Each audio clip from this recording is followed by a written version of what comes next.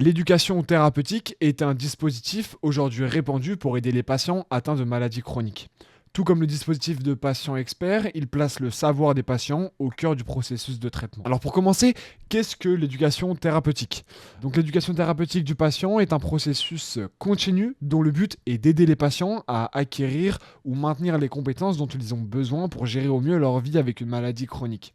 Elle fait partie intégrante de la prise en charge du patient. L'éducation thérapeutique peut être renouvelée à chaque étape de la vie du patient, que ce soit un changement dans sa vie ou une évolution dans la maladie. On peut revoir le processus d'éducation thérapeutique pour l'adapter au mieux aux patients. C'est un dispositif qui est à destination des patients atteints d'une maladie chronique. Donc une maladie chronique, c'est lorsqu'il y a un traitement durant toute la vie du patient. Donc dans le cas d'une hypertension pulmonaire, d'un diabète ou d'une épilepsie par exemple, c'est à destination des adultes et des enfants, où il peut y avoir des processus plus ciblés, plus adaptés, notamment sur les allergies, sur l'asthme, qui doivent être traités dès l'enfance, et les enfants doivent être accompagnés pour apprendre à vivre au mieux avec ces maladies chroniques. Elle permet d'être acteur de son traitement, de pouvoir anticiper les malaises et donc en fait de pouvoir être autonome dans sa vie. L'éducation thérapeutique est basée sur la compréhension des besoins et des attentes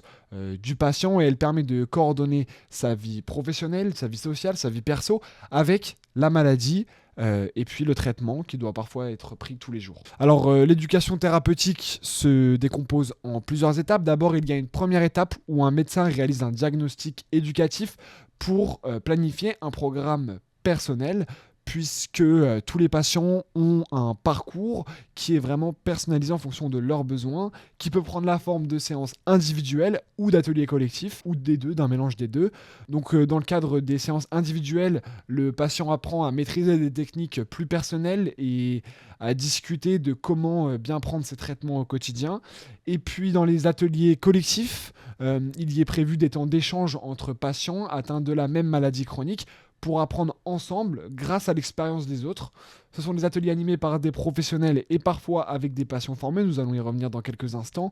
Mais par exemple, les patients apprennent à voyager en sécurité en prenant en compte leur maladie chronique, donc par exemple en déterminant comment s'organiser avec le décalage horaire ou comment se procurer ses médicaments à l'étranger en cas de perte. L'éducation thérapeutique est dispensée donc par un professionnel de santé ou par des acteurs associatifs qui sont formés à l'éducation thérapeutique, et puis ça peut aussi être un processus dispensé par des patients eux-mêmes atteints de cette maladie chronique qui sont formés à animer des ateliers collectifs. Pour finir, les bénéfices de l'éducation thérapeutique sont multiples. D'abord, il y a une transformation de la relation entre patients et professionnels de santé, car c'est un dispositif basé sur la reconnaissance des savoirs des patients, construits sur leur propre expérience de vie avec la maladie. Donc le professionnel de santé peut mieux comprendre comment on vit au quotidien avec cette maladie chronique, et donc il va intégrer cette expérience du patient à l'organisation des soins. Il y a donc une notion du savoir du patient qui est vraiment très important et qui est au centre du programme d'éducation thérapeutique,